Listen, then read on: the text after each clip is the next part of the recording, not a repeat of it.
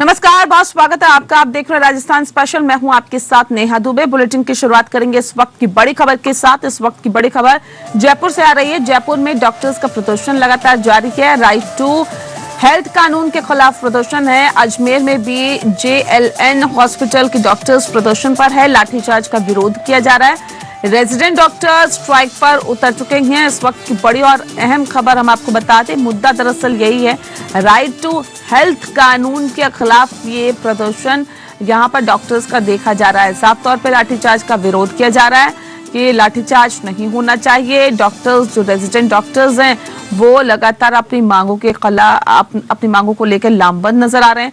ये तस्वीरें आप देखिए, अलग अलग जगहों पर ये प्रदर्शन हो रहा है। जयपुर में भी ये प्रदर्शन हो रहा है, साथ ही साथ अजमेर से भी कुछ तस्वीरें सामने आ रही है।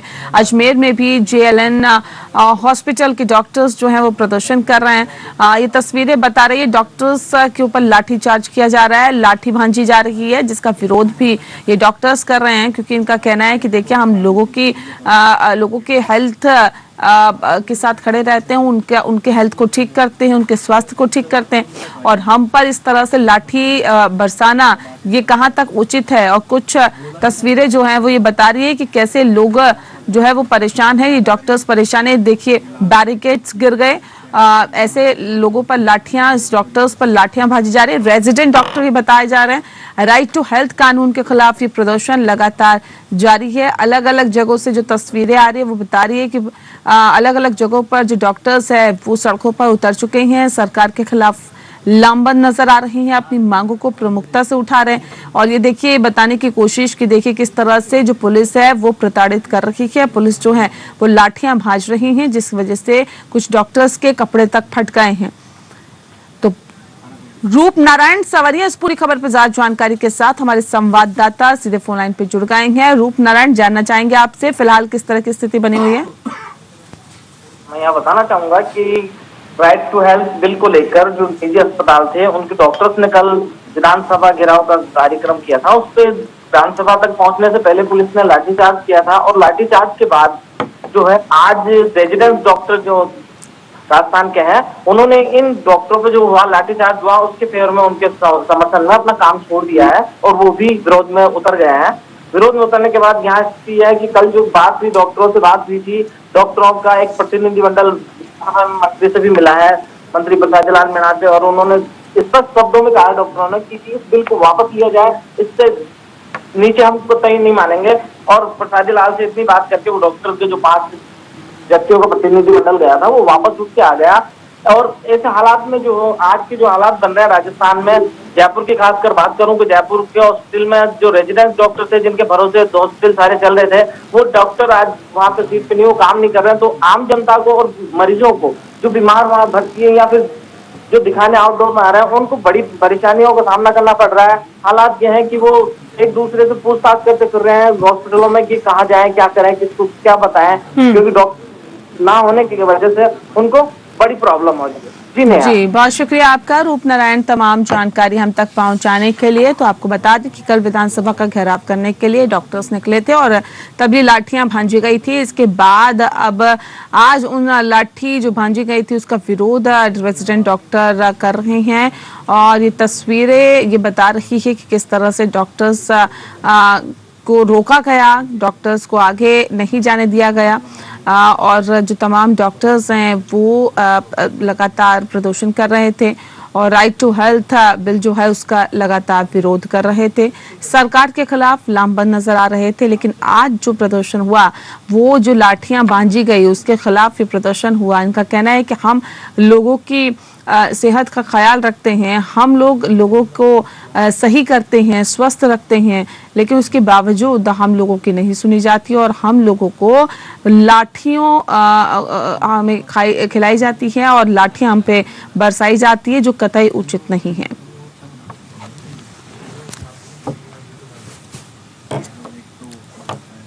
वही कैबिनेट मंत्री गोविंद राम मेघवाल ने ओलावृष्टि से खराब फसलों को लेकर बयान दिया है। मेघवाल ने कहा है कि अभी 8 जिलों से फसल खराब को लेकर गिरदावरी की रिपोर्ट आई है, अन्य जिलों से रिपोर्ट आनी बाकी है। रिपोर्ट के मुताबिक करीब 21,12,000 किसान ओलावृष्टि से प्रभावित हैं।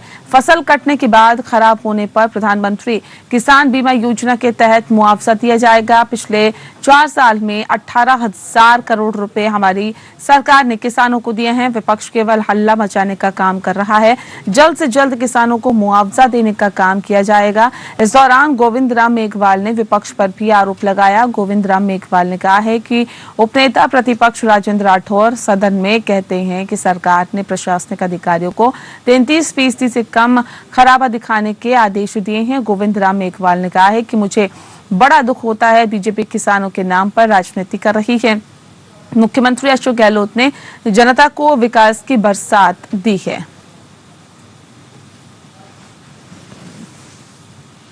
वो 103 लाख हेक्टेयर में क्षेत्रफल में जो है फसल की बुआई होती है, लेकिन इस बार बारिश को अच्छा देखते हुए 109 लाख हेक्टेयर में जो है रबी फसल की बिजाई की गई। और जब ये देखा कि दिसंबर माह में शीतलहर हुई जबरदस्त, तो हम लोगों ने, हमारी सरकार ने, मेरे आपदा विभाग ने 17/1 को विशेष गिरदावरी के आदेश दे दिए थे।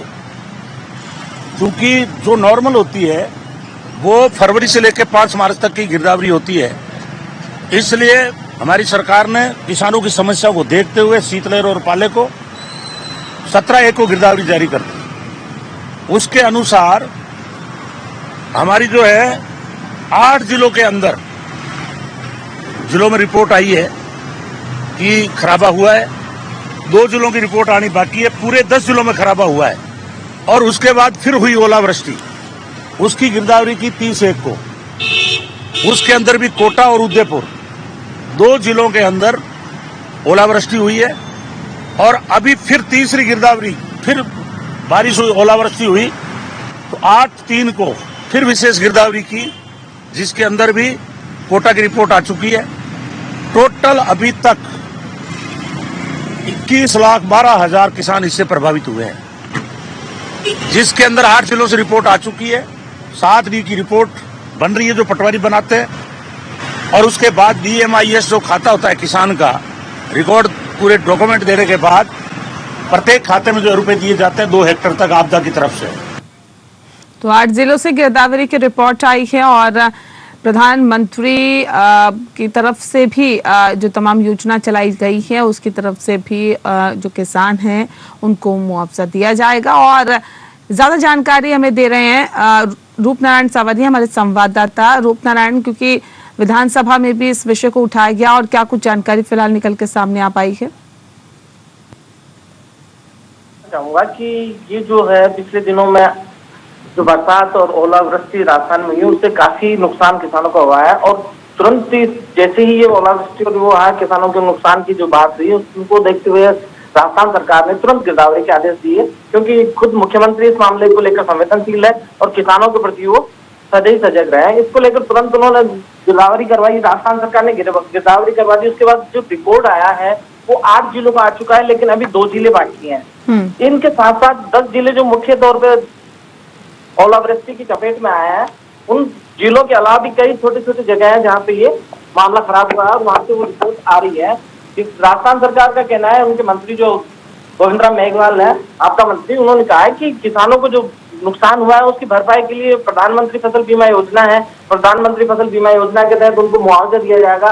प्लस पर वहाँ कहानी अलग है कि जहाँ प्रधानमंत्री फसल बीमा योजना से कोई किसान न जुड़ा हो तो उसे आपदा प्रबंधन से वो सहायता राशि दी जाएगी। और राजस्थान सरकार पूरी तरीके से इस मामले में संवेदनशील है, और उन्होंने जो गिरदावरी करवाई है उसकी रिपोर्ट के अनुसार वो कार्य कर रही है। लेकिन यहाँ पे मैं कहना चाहूंगा कि भारतीय जनता पार्टी जो है, उनके जो वो है राजेंद्र सिंह राठौड़, उन्होंने विधानसभा में इस मसले को उठाया और ये आरोप लगाया कि जो अधिकारी या कर्मचारी जो गए हैं रेवेन्यू विभाग से, जिन्होंने गिरदावरी करनी है, उनको ये कहा गया है कि 33% से कम खराबा दिखाने के कारण किसानों को मुआवजा नहीं मिल पाएगा। लेकिन ऐसा हालात अभी आए नहीं है सामने। कहीं से किसानों ने ये आवाज नहीं उठाई है कि इस तरीके से जो ज्यादा फसल वहाँ खराब हुई वहां पे अगर कम बता के और सरकार बचना चाह रही हो।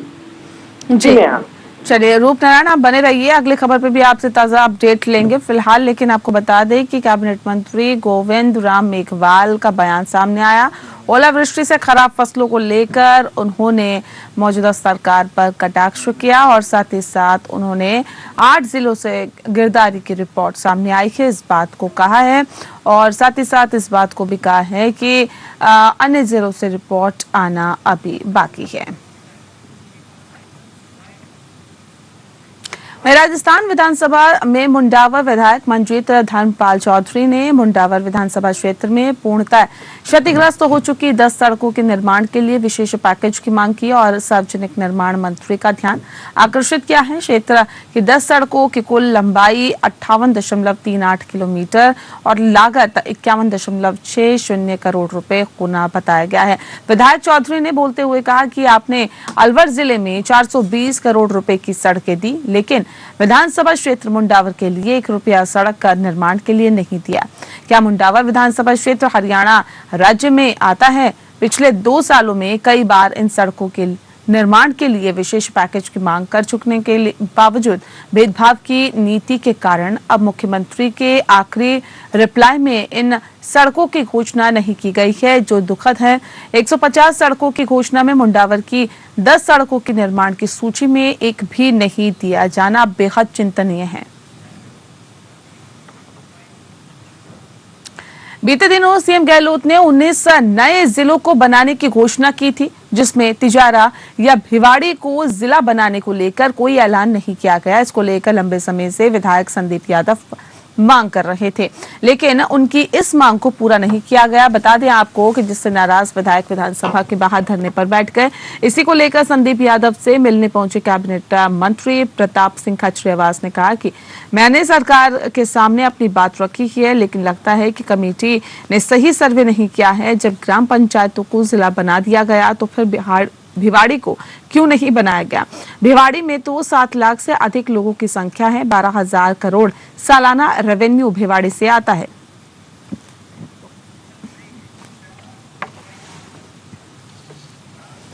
और इसी के साथ रुकना एक छोटे से